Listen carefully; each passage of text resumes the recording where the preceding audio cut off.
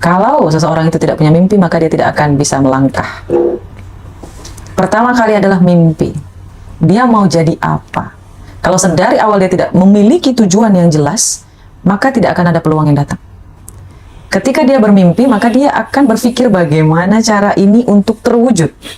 Maka peluang akan datang. Tapi kalau dia menerima fakta bahwa dia miskin, menerima fakta bahwa dia A, B, C, D, E, F, G, terus dia tidak ada tujuan, dia cuma ikhlas, dia cuma bersyukur, tapi dia tidak ada tujuan atau target, maka sudah enough. Dia akan berada di tempat yang sama. Di sini Kak Roma percaya nggak sama kekuatan telepati gitu? Yes. Jadi kita mempengaruhi orang dari jarak jauh Yes. dan lain sebagainya kayak gitu. Ada nggak pengalaman-pengalaman kayak gitu? Ada mas, kan mentor saya juga main. Oke. Mentor saya itu mantan debus juga kayaknya. Oh. Mentor saya itu melakukan banyak hal mas. Mentor apa mantan? Mentor. Mentor ya. Salah ngomong. Gak enak mas. Mentor. Soalnya apa sih namanya? Masih muda mas mentor Oke. saya itu. Cuma memang dia orang hebat. Sama-sama muda kan? Nggak lebih, memang beda berapa gitu. Oke. Masih muda banget. Terus? Beliau ini bilang, sampai di mana tadi? Itu fokus saya tuh. Saya nggak bisa fokus mas. Sampai mantan. Iya, mentor. Jadi mentor saya itu bilang, Roma, coba tebak berapa yang saya pikirkan. Sekian pak. Bohong. Kamu udah mikirin sekian kan? Tapi karena kamu ragu, Oh. kok bapak tahu? Ini namanya permainan telepati yang dipakai sama Deddy Corbuzier. Oh iya. Itu nyata Roma. Kayak kemarin, ya mas ya, kan saya habis ulang tahun. Iya. Terus saya berpikir, enak kali ya dapat tas. Gitu. Terus mentor saya ngasih tas. Oh. Jadi saya sampai hubungin, Bapak, kok Bapak beliin saya tas? Gitu. Oh, iya saya pikir kamu lagi butuh tas. Oh. Belum mati dia. Masya Allah tabarakallah. Karena nanya, Mas, ya, Bapak saya lagi ulang tahun loh, nggak diucapin gitu. Oh iya, selamat ulang tahun Roma, kayak gitu ya Mas ya. Terus malamnya, Roma, itu saya kirim lewat Gojek. Oh hadiahnya, nggak ngasih tahu Mas ya. Pas dibuka saya kaget lah. Ini tas kayak gitu. Kayak gitu tuh bisa terjadi tuh karena faktor apa ya? Karena menurutku ya, sorry to say, itu nggak akan terjadi bagi orang yang tidak memiliki kedekatan. Frekuensi Mas. Misalnya nih mas, kalau kita sering ngobrol nih, kita udah selaras gitu ya mas ya frekuensinya kayak gitu. Itu bisa mas. Oh, oke. Kemarin saya sempat berpikir, kalau nanti aku diundang lagi ke ngaji Rosso, kayaknya aku bakalan ngomong deh kalau aku tuh bukan orang yang berkecimpung di dunia spiritualis. Tiba-tiba Mas Hendra ting gitu. Mbak Roma kapan lagi ketemu kayak gitu ya mas ya. Saya berpikir kayak gitu mas, jadi saya pengen sampaikan ke teman-teman, saya tuh tidak spesialis di spiritualis, banyak yang lebih jago daripada saya, ya. Misalnya kayak Teh Feby kayak gitu, saya tuh fokus ke self development di bagian mindset, monopoli diri kamu dari pikiran, perasaan dan tindakan. Oke? Serahkan yang spiritualis kepada yang ahlinya. Oke? Kalau self development kamu bisa datang ke saya. Tapi aku sering juga ngalamin, misalnya aku tuh ngefans sama dosenku gitu ya, baru batin gitu ya, tiba-tiba Mas Hendra sehat, gitu ya. Iya kan mas? Itu biasanya dilakuin kalau misalnya udah banyak happy-nya mas.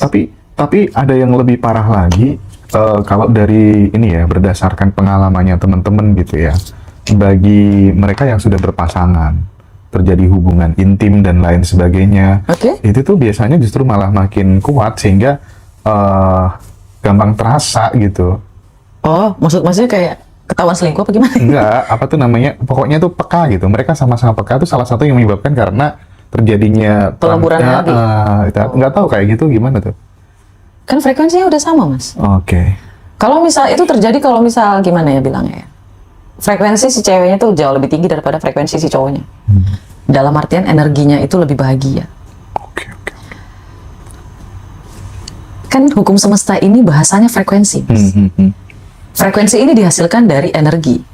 Energi yang kita memiliki frekuensi. Energi ini apa? Itu adalah emosi yang aktif di dalam diri kita. Ucapan, pikiran, perasaan, tindakan. Ini memiliki frekuensi yang disampaikan oleh otak. Otak ini adalah router, mas. Dan otak ini menyampaikan frekuensi yang A hanya nyangkut ke frekuensi yang A, tinggi dan tinggi, rendah dan rendah. Tinggi ini pasti sudah bisa mendetek yang di bawah, Mas. Tapi kalau yang di bawah nggak akan bisa ngedetek yang di atas. Sebenarnya ngeri sih, Mas. Permainan frekuensi itu ngeri banget, Mas. Nanti lah ya, nanti segmen nanti sama Mas Rozi sambil live gitu ya. Tapi aku penasaran dengan yang kapan hari itu, yang sempat ngobrol sama Mas Rozi. Oke. Tentang itu loh, Apa tuh, cowok-cowok yang pada melambai itu. Oh ya Allah ya Robbi. Itu kan menurutku ya, variabelnya kan banyak ya. Variabelnya tuh banyak gitu. Kalau misalnya dia kerja di salon gitu, itu emang kebanyakan kayak gitu. Dan cowok-cowok, temenku banyak yang gitu ya. Terus kemudian yang jadi masalah adalah ketika dia dari kecil kurang kasih sayang dari kedua orang tuanya. Sosok figur ayah nggak ada karena kerja jauh atau meninggal. Itu juga banyak kejadian kayak gitu. Tapi aku pengen ini dielaborasi secara lebih komprehensif barangkali. Karena gitu, termasuk peran kamera juga kan. Itu sebenarnya gimana sih? Karena kadang gimana ya? Aku sebenarnya bisa sih ngasih tahu dia biar dia berubah nggak kayak gini kan, karena kasihan ibunya, kasihan orang tuanya. Andai kata kemudian dia suka sama cowok gitu. Iya, itu preferensi orang, it's okay lah ya. Tapi kadang kalau kita ada hubungan kerabat gitu kan, kadang kayak punya tanggung jawab moral gitu untuk meluruskan gitu kan. Gimana Kak Roma? Gitu loh, Mas. Aku agak takut kalau misalnya mau ngomongin soal perasaannya, Mas ya. Perasaan ini adalah cobaan yang paling berat. Cinta itu adalah cobaan yang paling berat dari Allah Subhanahu wa Ta'ala. Dan justru Rasulullah juga mengasihani orang-orang yang sedang bermasalah dengan perasaannya. Ketika seseorang diuji, misalnya dia menyukai sesamanya kayak gitu, itu dia sedang diuji. Ketika dia sedang diuji, ada baiknya kita berdoa pada Allah, ya Allah ya Rabbiku, mudahkan hatinya, luruskan hatinya, agar dia bisa kembali ke jalan yang semestinya, kayak gitu ya Mas. Karena kita nggak bisa meluruskan yang kayak gitu tuh nggak bisa. Hanya dia, karena itu adalah cobaannya dia. Itu yang pertama ya Mas ya, kalau soal yang kayak gitu. Betul kata mereka perasaan tidak bisa dipaksakan. Kita bukan menerima ya Mas, bukan. Tapi ibaratnya kayak kita mengharapkan yang terbaik, minta pertolongan sama Allah supaya Allah ini kan pemilik energi ya Mas ya. Kita nggak bisa mengubah energi orang lain, kita nggak bisa. Kita hanya bisa mempengaruhi. Kalau mereka energinya kayak gitu, itu hanya bisa wewenangnya cuma dari Allah Subhanahu wa Ta'ala. Itu yang pertama. Yang kedua, itu adalah Feng Shui. Itu dari Feng Shui, Mas. Yin dan Yang. Oh. Yang cantik itu cewek apa cowok, Mas? Cewek. Berarti kalau cantik itu termasuk visual apa tidak, Mas? Visual. Yes. Berarti visual itu memang lebih ke wanita. Oke. Dan ketika ada laki-laki yang bermain di ranah visual, maka singkat, padat, dan jelas. Kayak gitu aja. Berarti aku udah bener ya? Bener. Udah 2 orang yang mulai benerin tuh. besok masnya minggir. Iya, makanya mulai besok lebih baik miring. Biar supaya tidak, ya. Mas perhatiin deh, yang pemain ESQ, ada tuh yang sampai 1 juta follower. Cowok. Pemain ESQ. Iya. ESQ itu etnis Tionghoa juga. Oh. Pemain ESQ. Yang membahas tentang... Bukan penulis ya? Penulis, ya dia juga motivator. Pak Ari. Mungkin, aku kurang tahu namanya. Kenapa? Beliau juga itu selalu menghadap miring kayak gini. Dia ngadap ngomong ke sana. Oh, dia tahu ilmunya berarti. Yes, itu dari Feng Shui. Saya tidak mengarang. Itu betul. Tapi menarik loh. Beliau tuh punya banyak ilmu ya, Mas. Salah satunya waktu dia masih susah dulu, itu tuh setiap keluar rumah, ketemu orang di pinggir jalan, selalu mendoakan gitu. Itu memang berimplikasi positif terhadap jalan hidup. Yes, Mas. Setidaknya ketika kita tidak bisa menolong orang banyak ya, Mas ya. Setidaknya ketika kita melihat orang dan kita tidak mampu untuk menolong, lebih baik nggak usah komen, ih kasihan ya, nggak usah. Mending, ya Allah ya Rabbi, kau mudahkan rezekinya supaya dia bisa jauh lebih hebat daripada ini sekarang. Ketika kita melihat orang yang lebih susah dari kita, Mas, kayak gitu, kita malah mendoakan, ya Allah ya Rabbi, kau banyakin customernya, ya Allah ya Rabbi, kau banyakin pelayannya, banyakin pembelinya, kayak gitu. Jadi setiap kita lihat kayak gitu, berdoa kayak gitu, itu kayak menabur kebaikan gitu, Mas.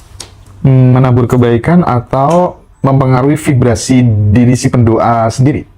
Atau dua-duanya? Dua-duanya, Mas. Dua-duanya. Ibaratnya kan kita mendoakan mereka, itu kan kebaikan buat kita yang balik kepada kita. Oke. Kita menyampaikan energi frekuensi yang positif, kayak gitu. Kalau misalnya frekuensi positif yang kita sampaikan, nyampe ke orang itu pasti positif, Mas. Kecuali dia memang udah negatif parah, nah itu beda lagi, Mas. Oke. Kalau orang yang sudah hilang kesadarannya kayak orang yang pakai narkoba, orang yang peminum berat, itu sudah routernya udah rusak. Itu susah untuk dipengaruhi positif, Mas. Susah, routernya udah rusak, otaknya sudah rusak. Jadi gimana caranya agar otak kita ini tetap selalu sehat dalam keadaan prima? Apa caranya? Bahagia, bersyukur, ikhlas, yakin, usahanya terakhir. Oke. Tapi usaha sekeras apapun gitu ya Kak Roma ya. Kalau misalnya seseorang tuh nggak punya yang namanya prosperity conscious di dalam dirinya, itu terkadang ya udah stagnan aja hidup itu gitu. Apalagi kalau dia punya poverty conscious gitu. Nah, bagaimana sih menginstall software kemakmuran itu yang paling mudah untuk anak-anak yang masih sekolah, yang dia terkadang mau lahir dari keluarga yang nggak mampu, itu kan bukan salahnya dia gitu. Yang jadi masalah ketika kemudian dia nanti tumbuh dewasa dan dia mati masih dalam keadaan kekurangan, berarti dia yang bermasalah. Nah, sekarang caranya nginstall software kemakmuran itu mulai dari anak-anak yang masih muda itu harus gimana? Sebenarnya dunia ini nggak jahat ya Mas ya, cuman jawaban saya mungkin agak sedikit menyakitkan. Kalau seseorang itu tidak punya mimpi, maka dia tidak akan bisa melangkah. Pertama kali adalah mimpi. Dia mau jadi apa? Kalau sedari awal dia tidak memiliki tujuan yang jelas, maka tidak akan ada peluang yang datang. Ketika dia bermimpi, maka dia akan berpikir bagaimana cara ini untuk terwujud. Maka peluang akan datang. Tapi kalau dia menerima fakta bahwa dia miskin, menerima fakta bahwa dia A, B, C, D, E, F, G, terus dia tidak ada tujuan, dia cuma ikhlas, dia cuma bersyukur, tapi dia tidak ada tujuan atau target, maka sudah enough. Dia akan berada di tempat yang sama. Apakah naik Kak Roma? Sebagian naik, tapi naiknya nggak signifikan. Jadi pertama untuk teman-teman yang masih SMA, yang masih perkuliahan, setting mau apa? Mau apa? Nih, aku tulis nih Mas. Nih, bayangin aku tulis kayak gini nih. Iya. Sebenarnya itu, kita itu mau jadi siapa? Mau pengen apa? Ya, kita ingin dikenal jadi siapa? Mimpi dulu. Semuanya berawal dari mimpi, Mas. Semuanya berawal dari mimpi. Gak usah lihat realita kamu, mau kamu anak yatim piatu, kayak mau miskin, kayak gak ada uang, kayak bodo amat. Mimpi aja dulu. Dari mimpi itu, alam bawah sadar kamu akan tersetting keyakinan. Ketika kamu tidur, pikiran akan aktif. Ketika pikiran kamu aktif tentang keyakinan, maka yang datang, yang ditarik oleh pikiran alam bawah sadar kamu ketika kamu tidur adalah yang sesuai dengan apa yang kamu yakin, yang kamu pikirkan. Apa sih yang membuat program yang sudah kita masukkan ke kepala gitu, program-program baru yang tidak memberdayakan itu, terus kemudian tidak mempengaruhi diri kita untuk menghasilkan sebuah tindakan yang berbeda? Itu apa yang menyebabkan itu? Tidak yakin, Mas. Berbeda, Mas. Kita kan tadi ngomonginnya yang anak muda ya, Mas. Kalau anak muda, mereka itu yakinnya nomor sekian. Mereka tuh mimpi dulu, diajak untuk mimpi dulu. Diajak mimpi dulu, berusaha dulu. Bangun imajinasi dulu. Yes, bangun dulu pondasinya. Kalau kurang yakin, kejar lagi. Nanti lama-lama keyakinannya akan nambah nih, Mas. Dan mimpi aja dulu, langkahin kakinya aja dulu. Karena terlalu banyak mikir nggak akan kejadian. Kalau punya imajinasi yang besar, biasanya kan akan melahirkan tindakan-tindakan yang besar. Ya. Nah, ketika kemudian tidak memiliki yang namanya keberuntungan, seperti yang didapatkan sama Kak Roma, tidak punya yang namanya hoki, itu kan kadang, ya gimana ya, banyak orang sukses mengatakan, dia berkata jujur, saya bisa sampai di titik ini karena ada sebuah faktor keberuntungan juga, hoki gitu. Hoki itu bisa diciptakan nggak sih? Bisa, Mas. Caranya? Kan kesempatan. Caranya? Usaha keberuntungan itu adalah usaha bertemu dengan kesempatan. Berarti jangan ngomong hoki dulu sebelum dirimu banyak mencoba dan bekerja keras gitu maksudnya? Jadi gini loh Mas ya, kita out of nowhere mengharapkan sesuatu yang tidak kita usahakan gimana ya? Law of attraction itu terjadi karena keputusan-keputusan kecil yang kita lakukan setiap hari dalam energi yang baik ataupun buruk. Itulah pentingnya menjaga energi baik, Mas. Karena ketika energi kita baik, kita pertama percaya diri, kita menjadi lebih rajin, ya Mas ya, kita menjadi lebih tegas, kita menjadi orang yang gigih, bekerja keras. Energi kita tinggi, keputusan kita juga akan mengikuti. Kayak gitu ya Mas. Tapi ketika energi kita rendah, kita kebanyakan ngeluh, kebanyakan mikir, kebanyakan kayak gitu, nanti dia jadi pemalas, ragu-ragu, OVT, perhitungan.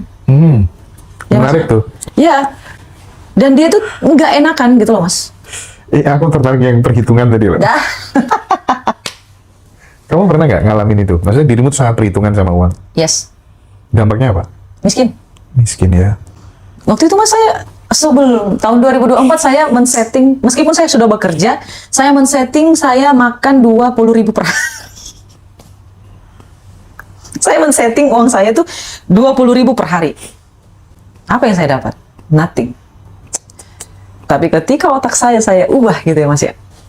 Ketika saya jajan, tapi tetap ada takarannya ya Mas ya. Soalnya saya juga punya financial planner saya sendiri gitu. Karena ketika saya kaya, emang orang kaya itu kan harus punya financial planner. Harus, nggak mungkin enggak.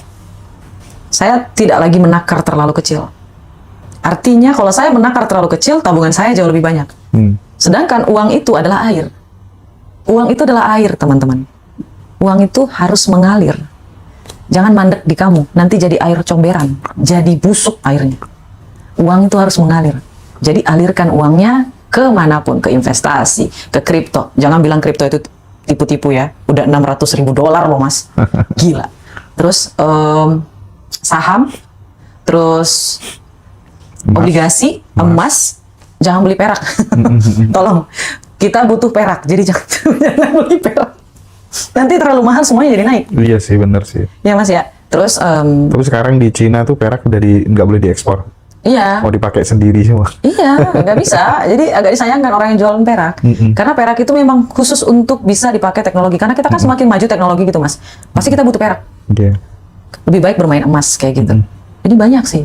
Uang itu harus mengalir, itu satu. Terus saya berpikir lagi, kalau saya jajan, ini adalah rezeki untuk pegawainya. Ini adalah rezeki untuk ownernya, untuk bisa membayar pegawainya. Uang ini akan mengalir lagi ke pedagang-pedagang lainnya. Jadi saya mulai merubah pemikiran saya nih Mas. Ya Allah ya Rabbiku, aku sedang sedekah. Balik lagi Mas. Uangnya datang lagi, nggak tahu dari mana. Tiba-tiba ada orang yang minta ini, tiba-tiba ada orang yang minta kelas, tiba-tiba menawarin seminar, tiba-tiba diundang ke sini, ke sana, ke situ. Jadi saya bingung, oh my God. Nah sekarang kalau kasusnya kayak gini gimana? Apa tuh? Kan perspektif mainstream nih ya. Kalau uang udah banyak, terus kemudian kamu melakukan hal-hal yang dianggap oleh banyak orang sebagai suatu kesalahan. Apa nih? Bentar dulu. Kesalahan ini mana nih Mas? Banyak, misalnya kayak minum-minuman keras, terus kemudian suka ke klub malam misalnya ya kan, suka dugem dan lain sebagainya gitu ya. Pasti nggak lama kemudian dirimu akan jatuh. Mainstream. Tapi aku banyak ketemu orang-orang yang justru malah kebalikannya gitu. Mas, ini emang bisa dibicarain tempat umum? Enggak, maksudnya yang bisa kita ambil mungkin. Ini ada ilmunya Mas? Iya, makanya itu. Mentor saya juga udah nyampein. Kalau menurutku sih dibuka. Iya. Kalau saya buka nanti, tolong jangan dihujat ya guys, karena ini adalah ilmu. Di Ngaji Roso tuh sumbunya udah nggak sumbu pendek, Kak Roma. Iya, wawasannya harus luas. Iya. Oke? Itulah kenapa ada yang namanya dosa dan pahala. Di dunia ini bekerjanya frekuensi. Oke? Mau itu baik, mau itu buruk, frekuensi nggak ngomongin moral. Frekuensi itu hukum semesta itu ngomongin frekuensi bukan moral. Oke? Jadi dihilangkan dulu pikiran kolotnya. Ya, itu kita mulai ya Mas ya, kita mulai membahas. Oke. Bahkan terakhir Mas ya, ada statement dari buku yang saya baca. Ada orang, kebanyakan ada masyarakat di West, di Barat, dunia Barat. Mereka melepaskan energi negatif itu dengan cara yang minum minuman keras, bermain wanita, seks bebas. Ya Mas ya, ini outputnya bakalan keluar negatifnya. Supaya apa? Mereka bisa kembali positif. Kalau Mas nonton film Wall Street, di situ diajarin untuk melakukan melayani diri sendiri. Silakan kamu baca, silakan kamu nonton, oke? Biar kamu paham maksud saya. Mem-VVIP-kan diri sendiri. Yes, itulah melakukan sesuatu untuk dirinya sendiri agar dia memiliki output negatif. Ini di bagian tindakan negatifnya. Ya, kita pandang secara agama itu pasti negatif, tapi secara moral itu negatif. Ya, tapi ini adalah salah satu cara untuk mengeluarkan energi negatif yang kita serap dalam pekerjaan, dalam sosialisasi. Ya Mas ya. Cara banyak orang yang mengeluarkan dengan cara yang seperti ini. Iya, iya, iya. Nah, cara menghindarinya itu bagaimana Kak Roma? Itulah kenapa ada yang namanya dosa dan pahala. Kita mikirnya di situ aja. Oh, yang ini nggak boleh, milihnya yang terbaik gitu loh Mas. Kalau ada orang yang ngelakuin itu terserah dia, itu bukan urusan kita. Iya, iya, iya. Apakah saya setuju? Nggak juga. Apakah saya nggak setuju? Ya nggak juga. Saya berpikirnya gini Mas, dosa tanggung masing-masing. Iya, betul, betul, betul. Banyak Mas. Dan anehnya, orang-orang yang besar kayak gitu, lebih nyeleneh lagi Mas. Mohon maaf ya Mas ya. Setelah saya belajar di dunia frekuensi, saya baru paham. Kenapa ada orang gila yang sampai dia beli satu pulau dan dia memperdagangkan manusia. Dan semua pelanggannya adalah anggota kerajaan, presiden, dan petinggi-petinggi di negara-negara, artis-artis. Mereka melakukan tindakan yang aneh-aneh di pulau itu. Karena tekanan yang mereka alami, mereka memilih jalan yang aneh untuk mengeluarkan semua yang negatif ini ke situ gitu Mas. Biar mereka tuh tetap, saking mereka ketagihannya main frekuensi Mas. Makanya saya bilang kemarin di video yang sebelumnya juga, permainan frekuensi ini adalah permainan yang sangat-sangat luar biasa berbahaya. Jadi kalau kita nggak sejalan sama moral, sama agama kayak gitu, sulit. Oke, oke, oke. Ketika dia sudah melakukan yang tadi Mas bilang, minum-minum segala macam, itu besok pagi energinya, ting, energinya bersih lagi, jernih lagi, kayak gitu loh Mas. Iya kan? Oke. Tapi karena memang banyak ya, masih banyak teman-teman di Ngaji Roso itu yang belum paham secara detail energi itu apa, frekuensi itu apa. Habis ini kita akan break sejenak dan kita akan tanya jawab live langsung ya dengan Kak Roma sama Mas Rozi yang sopir angkut ya. Sopir angkut. Iya, di komen di kan pas wawancara tuh. Topinya kan dibalik kayak gini kan. Masa iya spiritual kok topi gitu kayak sopir angkut. Mas saya belum bayar ongkos loh kemarin. Thank you Kak Roma ya. Thank you.